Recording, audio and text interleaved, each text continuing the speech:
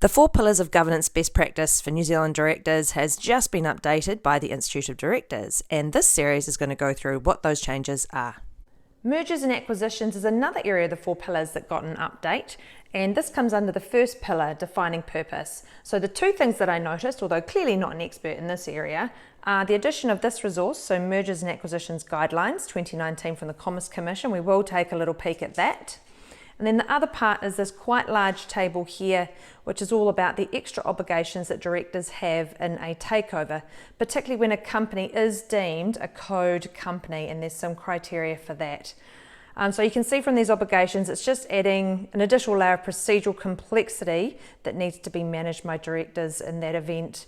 And because of that, you can see that the IOD has also got a couple of other resources for directors to kind of guide them through that. So Takeover Code, a quick guide for directors, and Basic Guideline for Directors about Takeover Code. So this is that reference I was referring to from the Commerce Commission around merger and acquisition guidelines, and it's quite a lengthy resource, about 74 pages long, and certainly spells things out for directors in terms of the types of things they need to consider depending on what type of organisation they are dealing with. So if you're going through that, that looks like a great resource to have a look at.